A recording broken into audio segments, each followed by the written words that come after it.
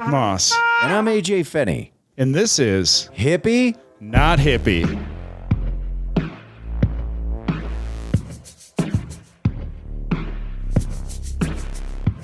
Hey, everybody, welcome to episode 61 of Hippie Not Hippie. Yeah. Boy. That was a lot of energy for a... Oh, boy. No, we're... Feeling sleepy today? I am a little sleepy today. It was 50 first jokes was pretty wild. Yeah. Yeah. Oh, man. Yeah. I was up in Carbondale. Well, joining us today... We're all like semi-fried at the beginning. I thought you were going to intro, so that's why I was like waiting for you to intro. I'm like, okay, go ahead and go ahead, AJ. Yeah, you're like, are you sleepy? And I'm like, are you fucking sleepy? Yeah, I had no idea exactly. I was waiting for the cue here. All right. I'll hop in. I'll do it myself. I'll do it if you want me to. Yeah, great comic and show producer Steven Taylor. Hello. What's up, boys? Yeah. Little sleepy What's boys. up, My buddy? little sleepy love time boys. Yeah. Well, I feel like we started the podcast like 3 times and we're having fun talking, and then it's like, oh fuck, we gotta start over again. You got to do the thing. You got to do, Yeah. Hey, we're doing it. I know we've been having fun talking for a while, but let's interrupt that for a brief moment. Yeah, so we can start everything over. Yeah. And then it's like, hey, can we do the same thing we just did with that energy again? Yep. I feel like y'all are like very like you try to be present people. I haven't listened to the pod, but I just basing what I know off of what I know. And then every time I do a pod, that's the worst thing is having to be like, this has been fun. I'm glad that we're doing this. I wish that we could just record straight through and not do an intro. Yeah. But then anytime you do it, Yeah. you're just like, dude, I've recorded mine 900 times, and now our bit is just Tricky making fun of me while I fucking eat it. Yeah? Yeah, I hate it. It's the worst thing in the world. Eating the intro? Oh my God. I stumble through my words. Man. I could talk about anything, but if I have to intro my podcast, no, Wow. dude, I'd rather Do you want to do an intro for our podcast? I think I could do an intro for your podcast. Do you want to re-intro this? Yeah, here we go, everybody. Hey, welcome back, hippies and hipsters and everything in between. This is episode 61 of the Hippies Not Hippies podcast. I believe that's close. You know what? You did pretty good. Put him on the spot. Did pretty well. Hippies Not Hippies. Did I name it right? You went plural, but that's okay. It's hippie not hippie. Okay, that's nice. Yeah. I'm here now.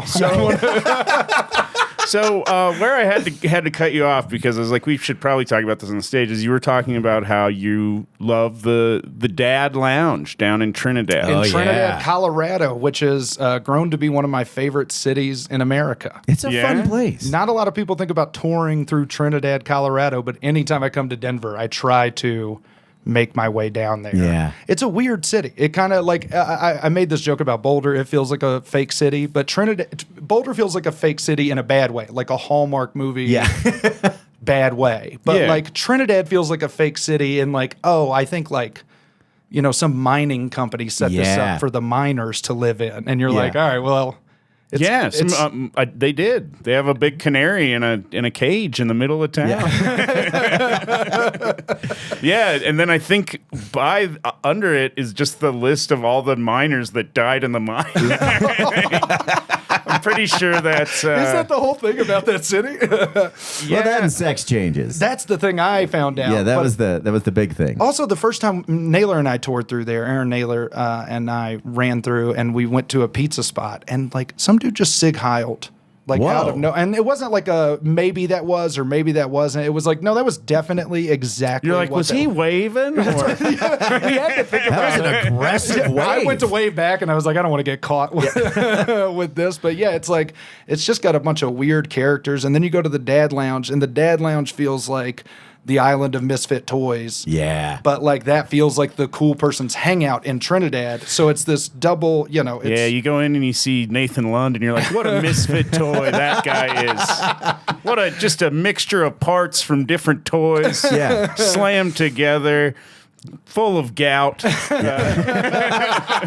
You can definitely forget you're not in Denver when you're in there. Yes. That's the feel. Yeah. Well, And then you you're walk not. You're outside and 3.5 you're just like, hours oh, yeah. away. I'm still in the void. Yeah, because you see Peischer, you see Lund, and you're like, oh, I'm back in Denver. You know, I'm getting kissed by my little chubby boys. Yeah. And then next thing you know, you walk outside and You know, I never really realized this, but I feel like you and Peischer, like if I found out you guys were cousins or something, I wouldn't be. I could see that. yeah, we both have dumb head.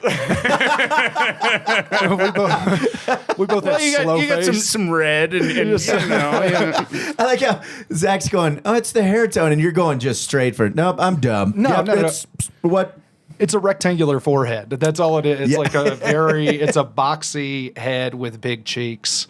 No, I love going in there and whooping the townies' asses in pool. That's like my favorite shit to do. I love going to the dad and I just remember putting it on the locals. That's I know nice. we talked about this, but the vibrator races are like, that's the best. Yeah. They have I little don't know bullet this. vibrators. Uh-huh. And it's in a little box, right? And everyone can kind of bet on it, and you start your vibrators, and you let them rip, and they just got to go. Well, yeah, it's like a track. It's like a track though. So it's like set up at an angle. You have 4 different lanes, you know, for the different ones. You pick your pony. You can gamble on it, you know. This is amazing. And Yeah. then you start them up. You fire up your engines, and then you drop your vibe, and then it starts, you know, It's just like so dancing down the. Your vibe, you legally have to call it that. Yeah, you know. Oh, God damn it, Cheryl's vibe's all wet again. Yeah, you grab your kitty tickler and God damn it, my vibe's off. It's not gonna fucking stay on the track. But yeah. Is it like a machine, like a shuffleboard fucking It's thing like- that's always there? Or is it like, hey, we do this every third Wednesday? no, it's made out of wood, and it's if you go in the back, you can start this up on your own. It's on the back. You know how there's a further back bar before you go outside to Yes. the patio? Yes. On that bar that there's no one ever bartending at or whatever, that's where it's at. Yeah. And then there's a box of vibrators there. Why haven't the Dad Lounge had a shirt that's like, Dad Lounge, I'm here to vibe? That's Yeah. great. That's Right? good. And just a little wiggler. Just a Just a little- little, you can tell it's vibrating. Yeah. Well, my thing is, have y'all seen like on Vibing hard. Dad Lounge, battery operated. Battery's not included. Or battery is included. It's just a fist. It's, Don't, You know, I wonder, some weird stuff has to have happened with those before. Like someone's had to have used one, or a guy has to yeah. have been like, you know, like put his hands down his pants and been like, you know, like, yeah. you know, where'd that go? No hands, look at me, you know, like. looks like Tommy's having a good night. Yeah, I feel like you want to clean it with hand sanitizer. Yeah, That's my a good head bit. for That's some reason. I wouldn't be mad if he did it. Right. Like if my buddy did it, I'd be like, fucking great, dude. But you You're have to killing shake it. the whole body at the same point. Yeah, I don't think there's. I would bet all of my life savings, which is not that much money, that the vibrators at the Dad Lounge are disgusting. I think that's safe. Oh. They have little gloves next to them. Man, you know what? I need to start saying that more. What? I bet all my life savings. I thought you just said, I bet my whole life savings that vibrator Yeah. is gross. Like I'd bet $35. I'd bet all of my life savings that this is my life savings on my. Stephen, where were you originally born? I was born in North Louisiana, and I lived there for a while, like until I was like 22. What's it like at the top of the boot or whatever? It's nothing like the bottom of the boot. The bottom of the boot's so cool, and the top of the boot's just like mostly Arkansas. It's Yeah, like pretty much the same. Is it close to Arkansas? It's just Yeah, Mississippi. Yeah, like Texarkana. It is, Yeah. dude. It was. I mean, my friends and family would kill you if they heard that, but it's mostly. I mean, it is Arkansas and Texas, and it does have enough of the Louisiana culture to like still consider itself Louisiana, but it just is like, you know, small town, kind of not a lot to do, suburbia mostly, Gotcha. military town. Did you start stand-up Steven's there? friends and family. I was kidding. I would bet my entire life savings that his family is upset. Don't kill me, all right? I've driven through northern Louisiana, and I noticed that there's half as many cars broken down on the side of the road as in Mississippi. So They will take to that. That is a nice compliment. More armadillos on the side of the road. That's the only thing I miss, dude. Cute little armadillos. People always used to do bits with the armadillos where like they just like bring the carcass they found on the road and be like, look at them. Those were all my early puppet shows were. Just stopping the family at Christmas going, guys, I want to show you something. They're like, they say I'm covered in E. coli. Oh God! I'm here to ruin your garden. You're just tearing up the couch, just ripping it apart. That reminds me of this guy. There was this guy in Kansas City. I believe he's in Chicago right now, and his name is not going to. I think I know what story you're about to tell. So this dude he was really weird. He was kind of like an Andy Kaufman type character, and he was always doing bizarre stuff. So one Halloween, I believe, he brought this odd thing. He had a bag, and nobody knew what it was, and he wouldn't tell anyone. And he had a vacuum, and he was doing this odd cooking show where you would basically stuff and cook a carcass. Well, he had picked up like a dead raccoon off the road. And what happened, this is so gross. He had shoved the vacuum in the mouth of the thing, but then turned on the vacuum. At which point, everybody started vomiting. Like everybody. The club lost so much money. So it's just pumping out dead bodies. Oh, dude, it's so gross. It stunk real bad. I wasn't there. This is like before I started. But when I got there, there was a Halloween show, and I just remember he showed up, and he had a backpack, and they're like, we have to check that. Like, we have to know what's in there. I love that he gets to come back. Yeah. So what happened? Did it blow up all fun like a balloon? No, they took him off. Did it just start to grow? Or did it shrink all the way out? He wasn't blowing it up. He was sucking everything out of it with a shop vac. So the exhaust end was just blowing the smell out into the audience. Like imagine if a Dementor sucked out your lungs and then farted it into a comedy club crowd. Yeah, imagine a vacuum eating a dead thing and farting. Well, shop vacs a lot of times do have a dual switch because you can pump all the water up with it, and then you turn it on to pump all the water out. Okay. To dispose of it. Okay. But sometimes it's got an innie and an outie too. So he's just sucking the guts out of this fucking thing? I guess, dude, that's the way it was expressed to me. I mean, Was there a bit behind it? No, that was the bit. The bit was that we would still be talking about it now. And he crushed. He crushed, dude. He got it. He got everything he wanted. Nobody will remember his name. I think... Dude, if I sat down and if we... It began with a C. Was he like, this raccoon thinks this sucks? You know, or he didn't have a bit. He was just like, no, I'm sucking the guts out of a raccoon. He also used to do this thing where he would do like this odd painting thing like Bob Ross. And he was like, today we're going to paint a donut. And so he's up there in his It's an asshole, right? It is an asshole. But the thing is, he's cut the entire ass out of his jeans. So as he's turning around, the audience is just looking at his ass, and he's just going, "Oh, we probably want to put a little fudge right here in the middle. You want to do that?" That's gonna be I mean, I'm not gonna lie. This sounds kind of fun. He's such a dude. It was right on the tip of my tongue. It will come to me eventually. Yeah, I think I could see. He had a kind of an afro. Yep. He also used to be had to do a Bob Ross bit because he had a Oh yeah, that's where it came from for sure. And he used to sit in on like 96, 99.1 or whatever, one of the public access stations. Oh God, could you imagine? He was so funny. I remember like all of the stories I've heard, dude. For everything from that club, Kansas City. Thank God it has it's kind of changed so much. But the stories that I have from my couple of years in that club are incredible. Well, you were there at the very where end. It was like the fray was showing. Oh, dude! Have you ever heard of Stanfords? Oh yeah, they moved like 3 times in the 2 years that I was there. Then there was a shootout in the last location, and they were like, the cleaners just kind of went crazy, and it was like, dude, you're dealing drugs. So what do you mean the cleaners went crazy? This happens everywhere. But I'm the king of sting. Think about it. That's a good one. Dude, I worked with that guy. I mean, that's where I started. I know, dude. It's wild to me to think about, but all of my favorite stories are from Stanfords or hearing about Stanfords stories. If you have worked with those guys and then you're on the road with someone who worked there and bring it up, dude, it's a certain camaraderie. I've heard of a lot of AJ's stories about it, but I would love to hear any of yours if you have any that come to mind that you'd like to share. I think the ones that I know that are like truly salacious. Besides, like I was married at one point, and the first time I ever went to the club with my wife, Jeff showed up, and he was like, or Craig showed up, and he was like, he didn't know me at all. He didn't even really know that I was a comic, and he was like, "What are you oh, are you with him? And she was like, yeah. And he's like, must have a fucking big dick.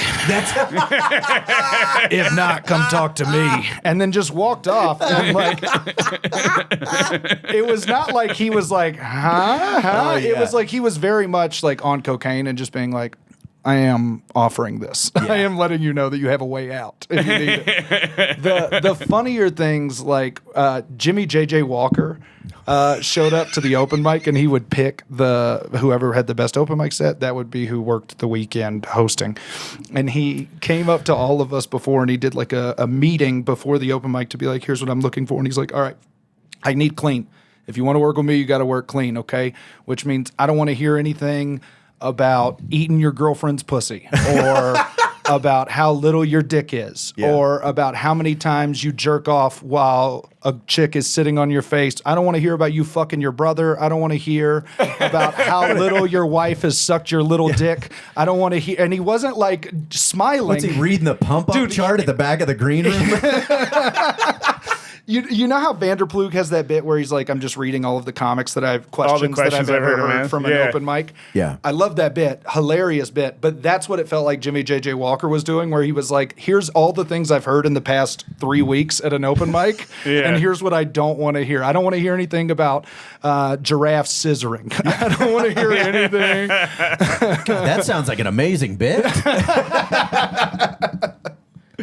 Yeah, it was just like, I think that's a bit that we pull out. It's a meme in the scene now where like everybody remembers it. And so you'll sometimes be like, look, we got to work clean. I don't want to hear any of this, you know. You'll be like getting ready. A friend will be hosting the show and you're like, hey, none of this. Right. I need it clean. Yeah. Dan Cummins and anybody who ever got in the Lotus with Craig, like for early morning radio or television, you'd be kind of prepared for what you were going to do, and then your ride would consist of this. Have you ever butt fucked? I mean, this girl's but I don't know. I took the condom off. I think it's okay. I think it's all right if you just do it. Hey, good luck out there on radio. Remember to 7 o'clock, 9:30. It's fucking wild. And then your whole job is to go on radio and not be like, you're not going to believe the conversation. Right, you can't say anything. Unless you're on like Johnny Dare. And then when he would leave, he'd go, what do you say on the way here? And I'm like, you're not going to believe this. The best thing I ever heard, though, when his brother Jack died, there were a bunch of comics there. And he was doing like my brother was this, my brother was that. I'm not shitting you. We're all sitting there. And then he goes, next week at the club, you know, we've got Michael Winslow from Police Academy. And I went, if it wasn't him, it'd be the rudest thing in the world. It would be disingenuous if he didn't do it. But his whole life was ABP, just always be pitching. Like that was everything. Yeah, and it worked out for him. If you need to be cheered up a little bit, there's a good show this weekend. You can come down. We'll give you half off your first drink. Just mention my dead brother. And, if you look under your seat, you'll find free admission to any show in November or March. And Wednesday, Thursdays, free beer night. Yeah, come back to the house. We're gonna do a potluck, a bunch of flour pot bread. We're gonna. That's all we're eating for Jeff, dude. The thing that I miss about that was that they had bad comedy. Like that bad comedy was something that was kind of celebrated at Stanfords, like an alt scene is. Like our alt scene has like bad comics who are, you know, train wrecks that you want to watch and see what's going to happen, and you're just into it. Everybody's got that. But that was the one club that I remember being like, they get off on it. Oh, dude. There was a guy, I wish I knew this guy, and he must not have moved forward.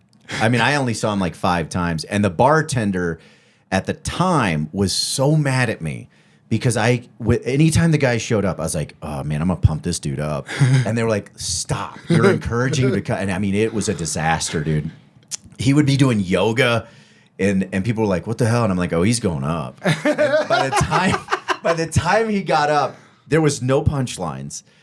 He would get so worked up. The thing I remember the most, he had a trucker hat on and he was, I mean, probably on meth, but he would just go up and he'd go, well, and it was, I ended up in court again for something I didn't do, and it's fucking this judicial system. And it would hit judicial so hard, and I'm back there losing it. The rest of the audience has no idea what the fuck is going on. Yeah, because what you're operating from a totally different perspective. You're operating from, God, what a lunatic. I can't believe we both do the same thing. Right. Were you still?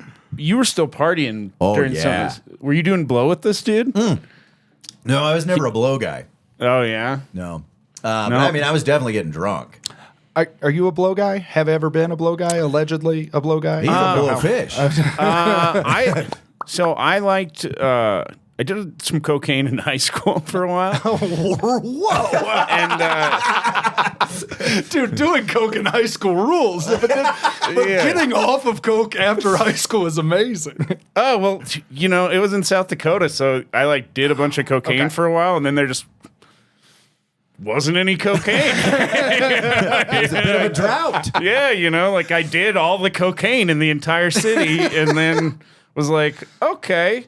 I had a few bad days. And then I was like, I'm not really a fan of it. And then I kind of made a deal with myself that I would never buy cocaine ever again. So. But after you do that, it's amazing how many times people just give you cocaine. Oh, yeah. That's the best part about making that deal. Yeah, no, it's a great deal that I've made with myself. And I'm not comedy. I'm not real into it, but if it's a special occasion and somebody has it and I know that it's been tested now and I mean, fuck, but yeah, I'm really not that into it. And well, fentanyl's brutal, dude. Yeah, and I mean, I think I've probably turned it down 30 times in the last 6 months. Dude, it is amazing that as fentanyl rises, the amount of cocaine I've been offered also continues to rise. Yeah. And I think it's misery loves company. I think everybody's like, this is dangerous and we shouldn't be doing it, so I need friends. Yeah. This is like jumping off a bridge. I need 3 other people to do it with me. You never want to be the first one. Yeah, right. I am. I never have testers, but I always am. Dude, I got at Sketchfest, I got offered by just some random crowd member, and I was like, dude, there's no way I'm doing San Francisco cocaine from a crowd member. Just no, absolutely. It's probably not. Amazing. Yeah. Yeah, but I'm gonna watch. If it is, I'm gonna watch you do it first. I'm gonna watch you throw it back, and then. Well, it's just not worth it now. Yeah. And the last time that I did some was for a bachelor party, and my buddy got it, and we literally mixed all of it with water and tested all of it. Oh, with the strips. And then because we weren't even we're like, we don't know, there could be some anywhere in this bag of cocaine, right? So we mixed it with water, we tested it, and then we let all the water evaporate off and then scraped it off a plate. Bill Nye the Science Coke guy.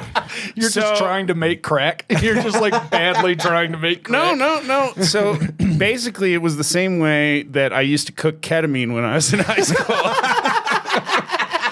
Because you would get a plate of boiling water, you would get a pot of boiling water, and then you'd put the plate on the pot, and then it'd create some convection or something, some sort of water seal, but it would heat it. And then, it would evaporate the liquid off, and you'd be just left with the ketamine all hot, and you could just scrape it up and do it warm.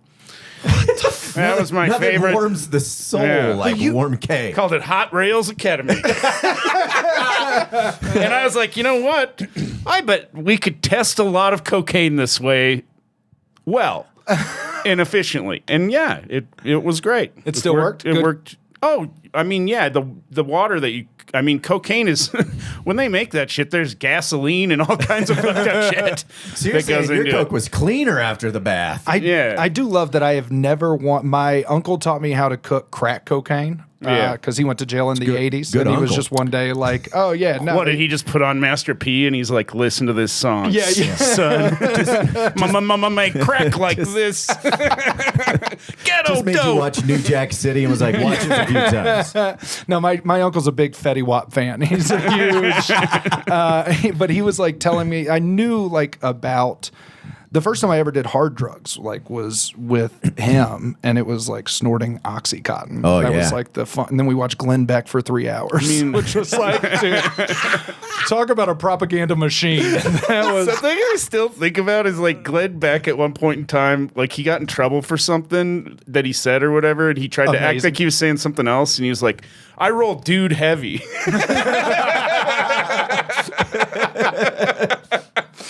kind of like the vacuum bit. Yeah. Rips. Yeah. It's pretty good. I think Matt Rife said that recently. No, I see everybody upset about him online, but I don't know. I haven't deep dove it, but all I know is he told his fans, he's like, "I'm not for the women. I'm a dude's comic," and I'm like, "Nah, you weren't. You wrecked it."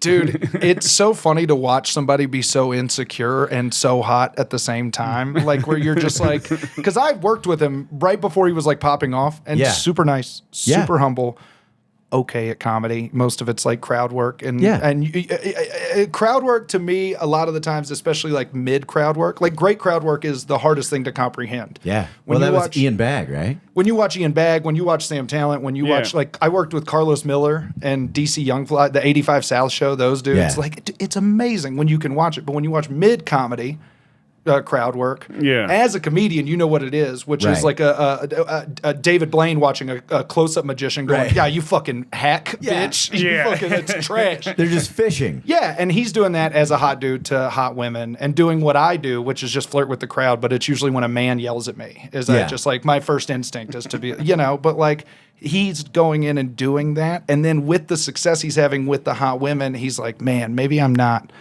that hot, or maybe I'm not that funny, maybe I'm just hot." And so then he like releases this thing, and the first joke, dude, is like the dumbest. Are you talking about the hackiest. special? Dude, well, that was it. That was the turn where he was like, "I'm going to make this, and now I'm going to get Shane Gillis's fans and Tom Segura's and Burt Kreischer's, because that's more lucrative, like, or it would be double." But it's also like he cornered the market. Those people are already doing their thing. You have your own thing. Right. Lean into that. Lean into it. Where was his people? Like, where was the agent? Where was the management going, "Hey"? Where was the editor that was like, "Hey, we're just going to cut this out"? I mean, I think when he sold out 200 fucking shows or whatever in a fucking 2 days, they were like, "You can do whatever the fuck you want to do." Yeah, well, every manager saw green, and when I was working with him, he did not have like an hour of comedy, and that was like 2 years ago. Yeah. And so within those 2 years, he's had to release 2 to 3 specials. Oh, yeah. One of them on Netflix. Like, he's just, I think he's been like, it's a beautiful mix of he wanted to make money and so did agents, and they didn't give a fuck about anything else. But that's also but then to miss the mark so heavy and not I feel like that's a lot of these Chappelle specials. It feels like he's just like, fucking, how much am I getting for this one? I'll put one out in a year, you know? Like, yeah, I always want to. Historically, like, I mean, I can't speak to this 100%, but you look at like what happened with Hedberg. Everyone knew he was using, but no one was getting involved. I mean, he almost lost his leg in Houston. Yeah.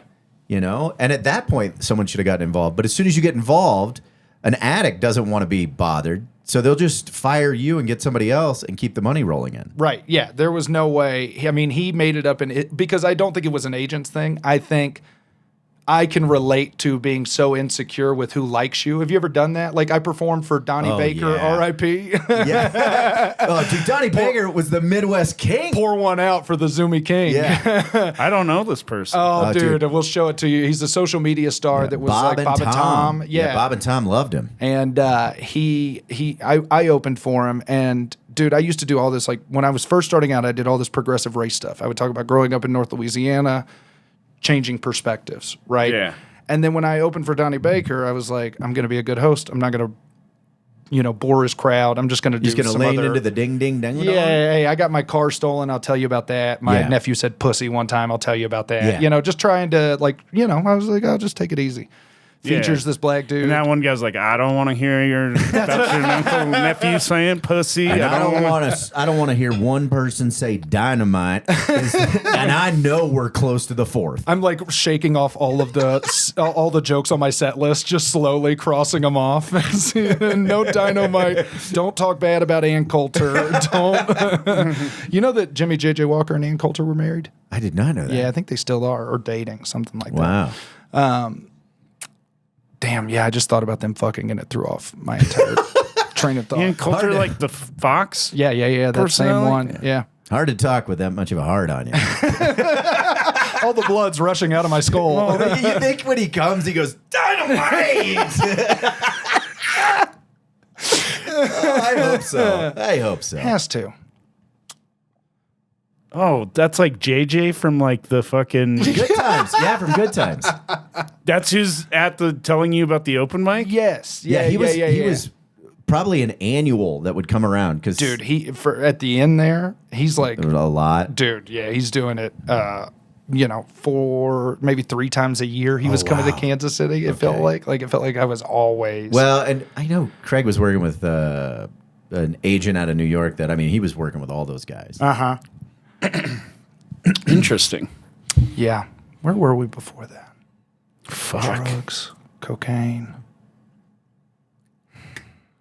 Oh, you're telling me about this Bob and Tom social media guy. I was just about to be like, welcome back to the Hippie Not Hippie Podcast. This is episode 62, part 2. Yeah. It's about being insecure and having Matt. the wrong fans. Yeah. So I go easy. The features this black dude out of Memphis who was fucking hilarious, crushed. And then Donnie gets up and is crushing. He's a character, and all he's doing is the character. He's saying what the character says, and he's murdering. And then at the end, nothing offensive. All just like, I'm fucking your wife, Mitchell, talking about his neighborhood disputes with his whatever. It's kind of Larry the Cable Guy-ish. Wacky. Yeah, wacky, more absurd, and less jokey, more character-based, I think. And he fucking closes out by being like, all right, y'all, I'm going to tell you one more joke, and I got to get out of here, but I got these koozies I'm selling. I'll tell you what, everybody, how y'all feel about this Colin Kaepernick situation? And this is like right when the Colin Kaepernick, it's like 2018, 17, I think. And everybody's like, boo. And he's like, if you want to say, what did he go? He goes, I can't stand that motherfucker. Let me get if you say fuck Kaepernick, if you don't like Kaepernick, let me get a hell yeah, or no, fuck Kaepernick on 3. 1, 2, 3, fuck Kaepernick. And then he pulled out his koozies that said fuck Kaepernick. And that like he sold the shit out of them. Had to have made $10,000 that weekend in just koozie sales for like $10. They said fuck Kaepernick, and it was wild to watch somebody like just have a set and then start a rally and then go back into their set. Like he just like riled about, and me and the feature were just like in the green room, like, what the fuck? What just happened? That? I mean, it went from somebody killing to somebody murdering this room. And then I started being like, God, dude, they really liked my set.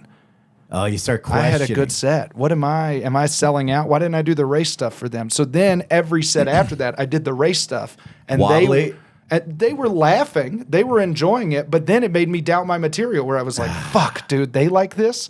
I gotta make sure. Maybe you're just a funny guy. Well, so yeah, I mean, I think, thank you. Thank you. That's what I'm trying to sit on and learn.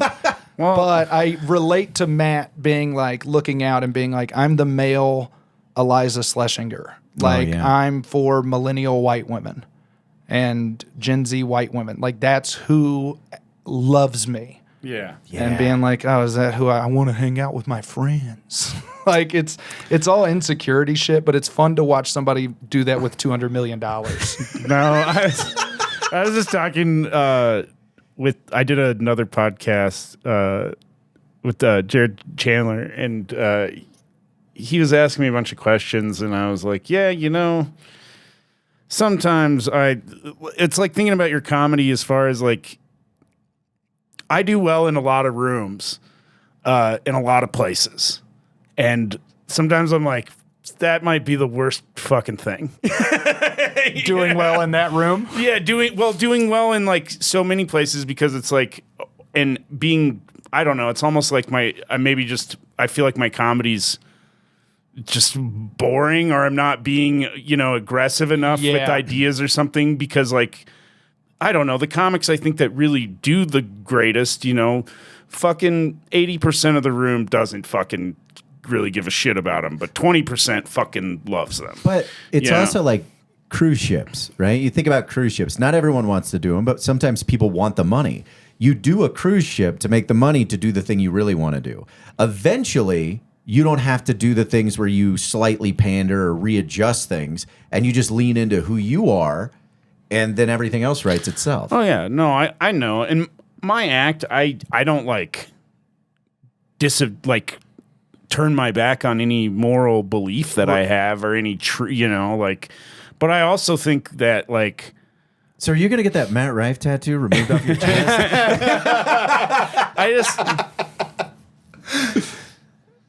I don't know. I think comedy too there's comics that talk about social issues in a way where it's like, it's great and it's funny, but most of the time when people are going to a comedy show, like when I'm going, I don't want to get preached at or hear somebody speaking to the choir. Like in Denver, it's just a lot of like liberals saying liberal shit to liberal people, and it's like, okay.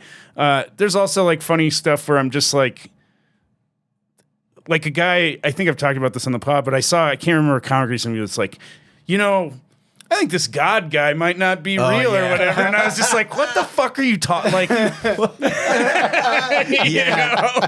a lot of the shit, I'm just like, it's just so, it's like even more cliche to me almost. Well, it's also just, you want to be, a lot of times I think if I was going to a comedy show, there's a lot of bullshit going on in the world. If I'm there, I don't want to think about that. Right. Yeah. And if I do, it better be so funny that like, it really was worth me thinking about it. Like my buddy Mitchell Harmon out of Kansas City, who I think you might have this in Denver. He is like the funniest comic, like objectively. Yeah. Like I think every comic would be like, yeah, Mitchell's the funniest. He has the best bits. But he's kind of crazy and maybe a little self-sabotagey a little bit. He's just not getting out as much as he should, because I think the same thing you're hinting at is what we all feel, which is like this insecurity with your act and is it good or is it worth it or is it hack or am I, anything? Well, and then it's like, are you playing for an audience? Are you playing for your peers? Right. Like, yeah, that's who do I want to respect me, and how do I get that to be me? How do I respect myself? How do I love myself? Yeah, it's impossible. It takes forever. Yeah, and I think like he had this bit that he just got up and he goes, "So, looks like we all owe Kanye West a bit of an apology." After all the Israel-Palestine stuff. And it was like, dude, it crushed. It crushed in a way that was like, I could never crush talking about Israel-Palestine. And I talk about political shit, fine. But like, it's like, it takes something that's true to yourself, which that's just Mitchell. Like if you talk to Mitchell, like he's just going to do kind of absurd, silly bits. But like, I get nervous about being hacky. And then I've talked about it with like comics who I've opened for or whatever. And I usually get like, no, like you don't have anything to worry about. And it's because I do well in other rooms. But then I think about what my material actually is. And it's like, I'm talking about like racism and sticking shit in my ass and like, I'm the king of cum.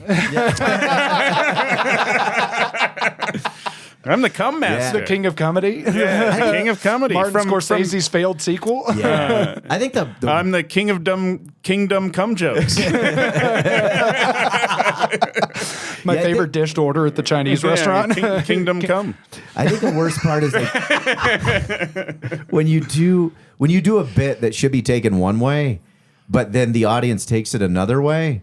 And you don't realize it could be seen that way. You thought everyone clearly understood what you were saying. Right. And then afterwards, someone pulls you off to the side and it's like, hey, man, I'm glad you finally said it. It's about time. And you go, oh, fuck me. That should not have been misunderstood that way. Yeah, nothing is... It feels like when you're on Facebook and your dad like posts an opinion that you agree with, and then you're like, I think I need to rethink this opinion. I think I need to hold on. Let me take this one back to the drawing board. I really? My dad's the only Democrat in South Dakota, so my dad and I pretty much agree on most of our political stuff. That's sweet. But thank God he's not on Facebook. Because fuck, who knows what he would believe? I believe that just shoveling snow get you closer to heaven. Yeah. My dad loves conservatives, and he just absolutely is obsessed with them. Voted for Trump, and will twice. And I got into a lot of trouble because back in 2016, when I moved out of Louisiana up to Kansas City, Facebook was the way that I broke into the comedy scene because we always had drama in the KC comedy scene. It was this way, and it was here in 2017. Yeah, and I was fucking lighting. I was dunking on everybody. I was using it for all evil. I was like an early adopter of Twitter, and I had an anonymous account that got a lot of followers. So I just got very good at boom, boom, making something. The machine. Dude, and I would, it started in comedy, and then that was the year that Trump was happening. And so then I started all of my friends and family. I used to work for conservatives. Okay. And so then when I moved, my true colors started to show. I could be the beautiful butterfly that I wanted to be. Yeah. And when I was posting things, people would hop in and they'd want to say some shit. And instead of being a kind-hearted human with empathy, I was ruining friendships and relationships and most of my family. Dude, I would and it's good now. Everything's fine. But I didn't hold anything back. But that's got to be free. No, I didn't. So fun. I didn't so fun. either. And it was really one uncle that just every horrible bullshit thing he would fucking post a meme of it, with George Floyd, he'd post this is the woman's face who he beat up. It's like a picture of a model from Brazil and total bullshit, so at first I was just fact checking all this shit. and I would just fact check it in the bottom and be like, this isn't true. This is actually this, and this. And he'd be like, well, fuck your mainstream media bullshit, and I'd be like, so then I'd go extra hard and I'd find conservative sources that had also reported that this stuff was fake, and then I'd send him the fucking values of the ratings of their neutrality as far as a news source, and he's like, everything on the internet's made up, and I'm just like, God damn it, and eventually he blocked me. Dude, thank God for you. Thank God, dude. That was you were wasting more energy than a recycling plant. You were just doing fucking nothing for the greater good. It never reached anything to him. All me was just yelling and being this is what's going to fix it. And then realizing oh no, my dad's still voting for Trump. But then he made a post that was make sure you go get your vaccines. And it was oh, some light got in. Yeah, well, no, I was okay. What do I trust vaccines? Do I? It made me doubt everything that I had been preaching. You get the vaccine, they give you a MAGA shirt, and you're like, God damn it, how this turned. Wait, I got this one? Yeah. Can I get the blue one, please?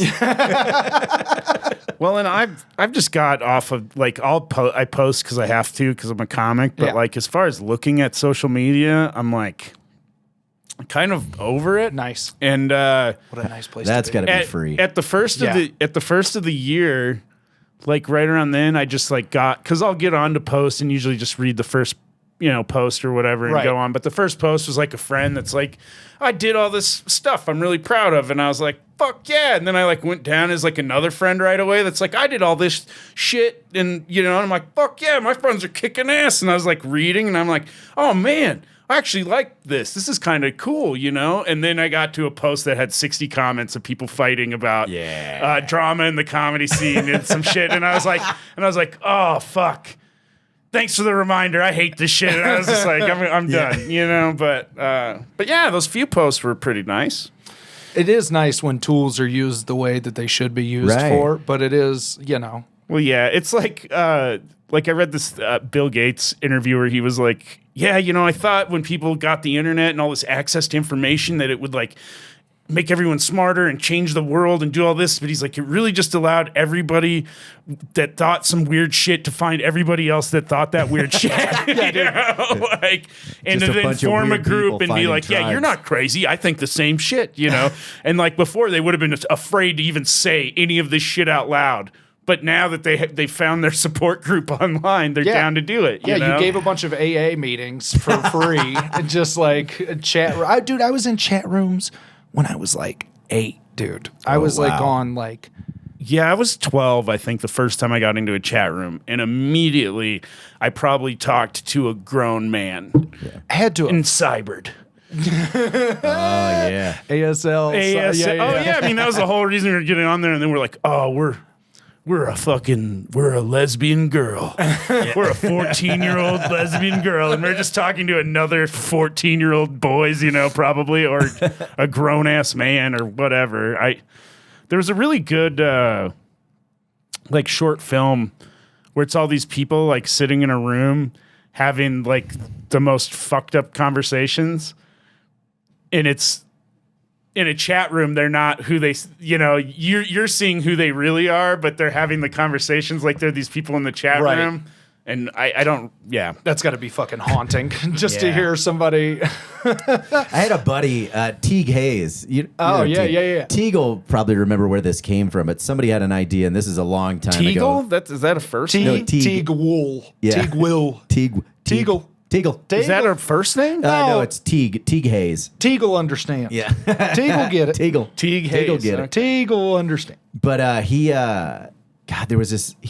Somebody was trying to pitch this show for. It was Glory Hole Reunion, and so then they would bring people on, and they would just go. In 1984, you stopped at a truck stop right off of I-70, and you met who? And then they do all this stuff, and then all of a sudden they remove it, and they go, it's your Uncle Ben!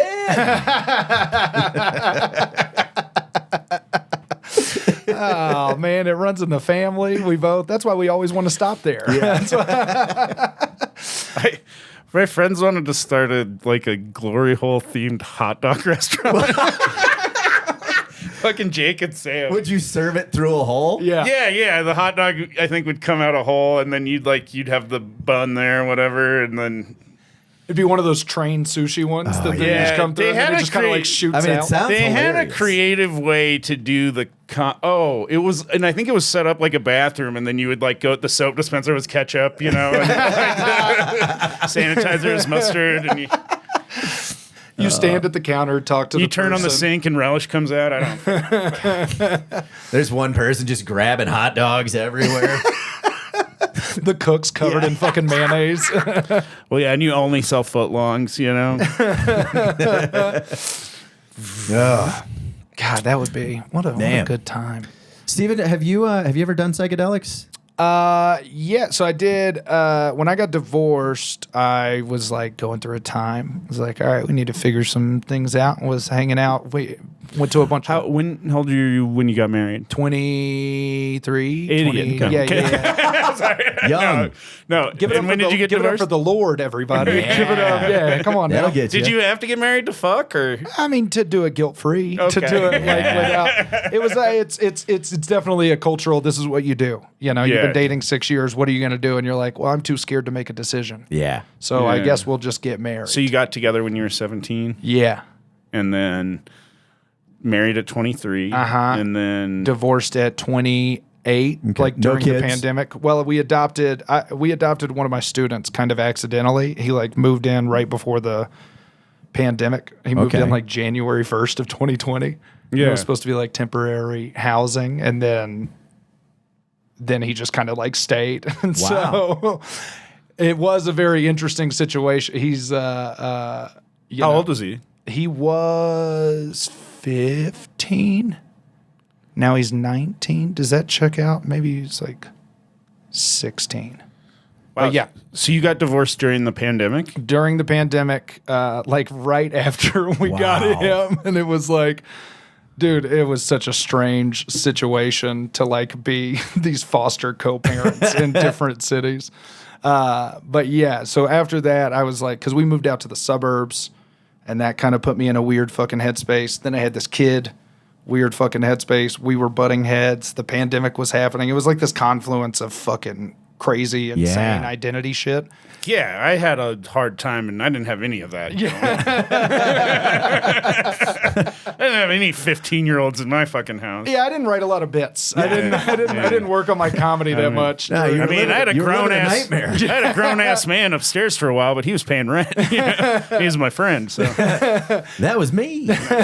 It turns out it is. I was writing bits, but they were just kind of in the cooker. A lot of them have come from that time period. But yeah, man, after we split up, I was going on tour, my first long tour. Okay. In 2021, and then we all went and got a cabin before that and did acid. Just a bunch of comics and friends. And that was probably the most fun I had ever had. Okay. It was really just I doing first acid trip is that's great. awesome. the best. Yeah. It was so good. And I've dabbled with mushrooms. Anytime I do mushrooms, I get nervous in public. I have to really be doing something. I need something to maintain my attention. Yeah. Or else I start to get a Well, little you might wobbly. just be someone who doesn't like doing psychedelics in public. Well, no, I didn't. Now, so here's the thing. When I Hold on a minute. no, there's Pump a part. the brakes. There's a part 3. Episode 63 is when I was coming here. I was on this long tour, and I just lost my job, and so now I'm a full-time comic. That's what I'm doing / Uber driver when I'm back in town. So, but just another weird kind of confluence of moments and shit.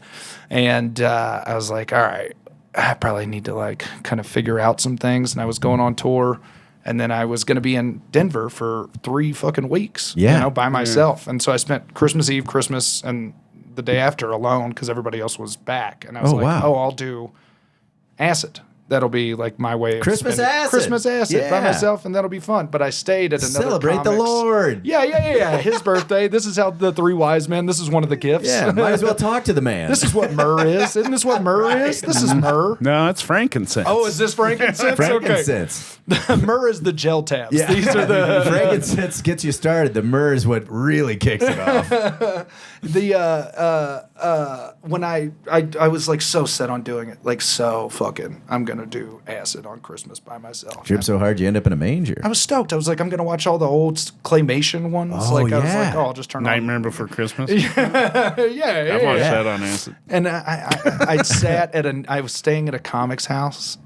He has a studio here, and he was back in KC. Yeah. And I was staying at his place by myself, and it started horrible, and it never got better. Oh, the And trip? The getting into his apartment. So I got to his apartment at 3 a.m. Had to climb up. It's one of these midtown-y apartments where it's also kind of like a house, and you don't know where you're As soon going. as you said climb up, I'm like, this sounds more like a break-in. It was a lot. Yeah. Through the ivy. What comic? Jeff Nelson. Okay. He's got a studio, and he tells me the number and the address, and I climb, get up the stairs. It's 3:00 in the morning. I've got 4 sets of keys. I start trying to work them on apartment number 3, and they're not working. I have to And he's like, it's 4. well, so then I'm trying to get it. And you're on acid? Not yet. Okay. But somebody fucking slaps the door from the inside. Whoa. And I peed. I was Yeah. oh shit, I'm so sorry. And then I called Jeff to be dude, somebody's in your fucking apartment. And he was oh, there's actually 2 number 3s. And I was dude, how do you What not the fucking fuck? open this conversation? How does this apartment not know how numbers work? It's divided like a fucking duplexes. This side's 1320, this one's 1322 or whatever. And it's but just so that was how I entered the location. And then I walked in, got my stuff situated after figuring all of that out. And the police came.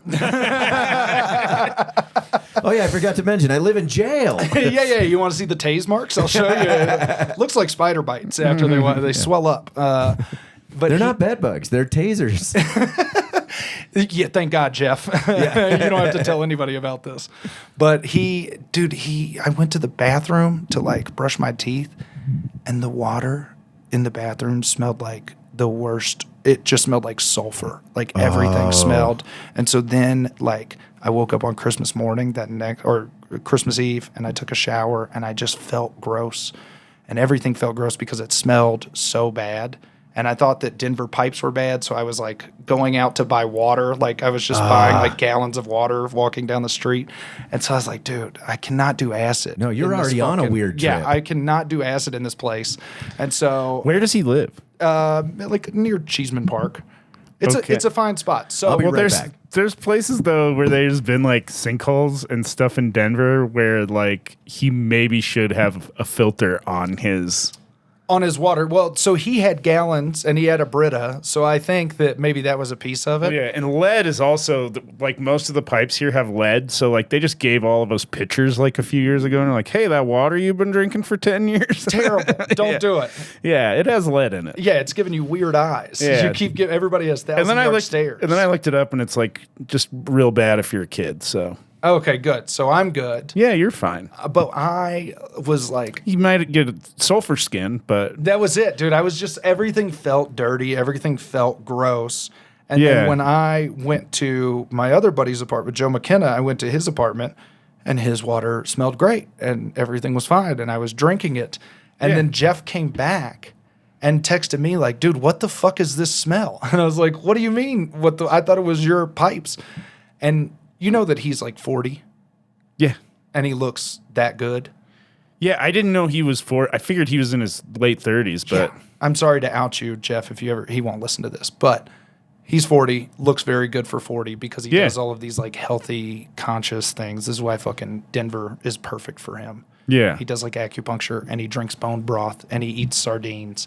And it turns out that he had left a mug of bone broth like in his little closet space.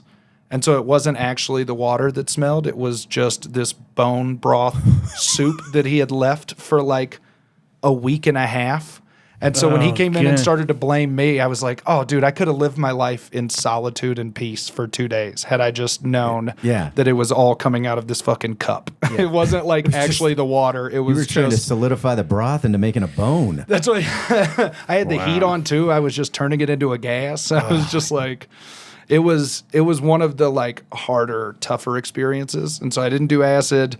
And then I went to my buddy Joe's, who lives in like this nice apartment that's got a beautiful view of the mountains, and it's right near downtown. Yeah. And I was like, This is where I should have done it. action, turn it on. So Yeah, I hit the did. slate. Go Yeah. time. Yeah. Then you ate the acid? I did acid, and I went to the Contemporary Art Museum, which was Yeah. amazing. Yeah, the Fucking- cowboy the exhibit. cowboy at exhibit. MCA. I've heard it's really cool. I haven't been Holy yet. shit, but- dude. It ruled. The whole place feels like an exhibit. Like, it doesn't just feel like you're walking through an art gallery. It's like they really fucking put in the work. Also, I was on a lot of drugs, so I don't know. I could just be feeling that. But I remember trying to, like, take myself out. floor Well, it's like... connection. They're kind of building... Have you done the haunted houses in Kansas City? Oh, dude, a long time ago with the slides. Dude, they're state of the art, but Yeah. they're up 6 flights of stairs, and sometimes you don't know you're taking stairs. Like, just the way they've Yeah. constructed the building, it's just you're walking and you feel like you're going flat, but you're going straight up. That gallery has the same feeling. Like, it was really interesting, but I was on so many. Like, I was just fucking, There's dude. definitely stairs in an elevator there. Yes. The stairs are in their own room, and they're very obviously stairs. But you have to remember, at one point, Steven no longer had legs. Yeah, what the? They're like, I know the MCA really well. I'm like, what the fuck did this? I want some of this acid. Yeah, I want the legless ass. I'm just walking up and down the handicap access rail outside going, Yeah. God, this is beautiful, looking at the plants. Yeah, you never even made it inside. A cowboy literally- walked by. I was like, he's gay. Did you? He's bought 4 tickets. Let him keep walking up and down. He's very sweet. Did you go up to the bar? We walked to, like, we saw it, and then I looked at all the people, and I was like, no. And Well- then I just walked over to the outside, and so I just sat. It's like on a rooftop kind They of used to thing. do Did you walk comedy on the up there. glass tiles at all? No, there? I They wish freak me out, dude. I kind of would have thought about that. Yeah. They're like clear tiles. I kind of wish I would have, yeah, because and you're high up, and I hate it. I fucking hate it. dude, it was the first time I was just staring at paintings, and it was the first time I've ever just been like, God, I get it. I'm in it. Yeah. I understand art as like a painting as an art now. I really, truly fucking Usually I'll go to a place and I can like interact with 1 or 2 things, 3 things. I'll find something. Well, and I wouldn't be surprised if that's, if your dad maybe got into some acid and was like, you know what, get vaccinated. We are all one. We've got to protect ourselves and each other. Get your rubella. But then we went to Illegal Pete's, and I went to get nachos, and this is my favorite part of the trip. And Pete's is a good place to be tripping. Pete's was great. Welcoming. It seems like a comfortable place you could be. They were playing a lot of Turnstile and just like a lot of hardcore music, which was like interesting on acid. I had never like experienced. So I'm feeling like this while I'm trying to eat nachos for what feels like the first time. And then they had the World Chase Tag Championship on. Okay. I don't know if you've ever seen that. That's just people doing parkour over stuff, and they have to. There's tag. A tag. Yeah, It's yeah. Tag World Championships. But they're doing parkour. It's like they have a whole course set up. Yeah, it needs how nimble are you? You start over there. I start over here. Your job is to tag me.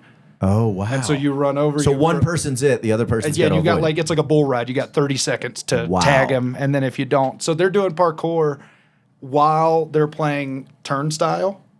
And that was I've seen tag a ton of times, and it's never like really. Yeah, you're like, I used to be a fucking teacher, all right? I used to referee tag. It never captivated me. I never really felt anything. But then watching it on acid while Turnstile playing, never touched I was like, you? oh, this needs to be. Yeah, this is a thing. This needs to be the soundtrack. Yeah. If you have this on every time this is showing, I will fucking tune in. I will.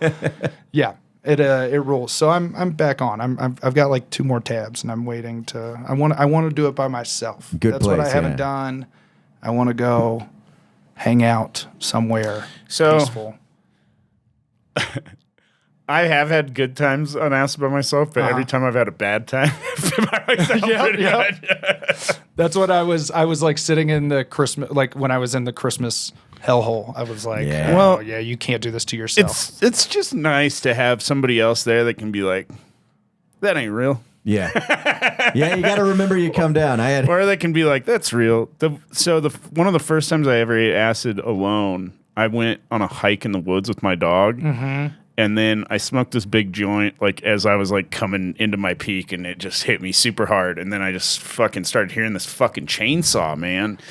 And it's like, I'm, like, out in the woods alone. And then it, like, started getting closer and closer. My dog's, like, freaking out. And I'm like, oh, my God. And then it just started getting louder and louder. And I was like, we got to get out of here. And then I was going, and it felt like it was chasing me through the woods. Yeah. Jesus. And, yeah, that was fucking... You can really get into it. Yeah, I just came back from a K-hole that was loaded with barnacles. It was pretty rough.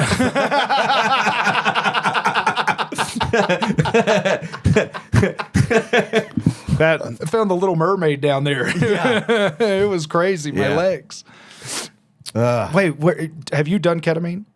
Oh, yeah, I get intermuscular. That's what I'm saying. I had a really rough one. Just like 2 weeks ago. Oh, a K-hole with barnacles. I thought you were just saying that you ended up in like a cave underwater. Oh, no. That's what they call it's fucked up. No, that's what I referred to. I like that a lot. Tumbling down a K-hole, but then on the side is barnacles, so you don't want to grab anything. Yeah. It was just pretty rough. It was not bad. It wasn't a bad trip. It was just super intense, and I wasn't ready for it. And I had 3 minutes. 3 minutes of a peak that doctors had to come in for. Really? Yeah. So my wife and then a nurse finally got me out. Not like real doctors. Yeah. Yeah, it was Susan, and she had a tie-dye shirt on. Your She's like, "We're a midwives. doctor, get out of here." Ketamine midwives trying to birth you back out. All the doctors that listen to this podcast. Smell this patchouli. Get him back. Well, where can people find you? I think all of my stuff is at formerly Fat Steven, and that's pretty much it. If you're in Kansas City, check out Barrel of the Bottoms, and then I'm on the road pretty much now until forever. So that's the plan. Nice. Yeah, follow formerly Fat Steven. And I think I've got a little... Yeah, I'll be honest. I could have you on again for a deeper dive, but I think I have one. Yeah. You want to give it a shot? Yeah. Okay. 3, 2, 1. Hippie. Yeah. Yeah. Yeah. Yeah. Huh. And I think on the sliding scale, I got you right around a 7 right now. but it's because I'm questioning. I didn't get into some of the other stuff, but the strong desire for LSD. Also, there were points that you said things about like wanting to be better and like, you know, not wanting to fight with people on the internet and kind of finding peace and wholeness with yourself. It's pretty hippie. Yeah, I'm putting you barely. I've got you at like a 5.5. Okay. Like if I'd maybe put you neutral, but I think based on talking to you that who knows, you could show up here in a fucking tie-dye next time. Depends on how much tag you're watching. Oh yeah. Do you own any tie-dye? I do. I have one in my suitcase. Nice. Yeah. So if that's I have a tie-dye bandana too. Oh wow. Double down. Have you ever been to a jam show? Dude, no. I want to. I think he's on his way up. Yeah. We're working. You know what I was? I got married at 23 and Yeah. can't bring her out to the fucking farms. Yeah. Can't be like, oh yeah, we're going to do tabs and hang out. The Lord's not at the Fish concert. The Lord, there's no Jesus at a Widespread Panic fucking hang. Well, there is, but yeah, we can make that happen this summer. Oh, I would love to. Yeah. That's like I haven't done a music festival, and I'm like a huge live music fan, but I've just never taken the time. Eureka Springs, Arkansas. Is this Hillberry? Yes. Every year in October, it's great. I mean, there's jam music, but it's a lot of bluegrass, and everyone down there is super cool. Yeah, dude, I'm a huge country bluegrass. I'm pretty open to it all, so I'll. Yeah. Well, yeah. Go find Steven online. Yeah. Go see him live. And thanks so much for listening. Like, subscribe, and get on the motherfucking. Is it? No, I didn't think so.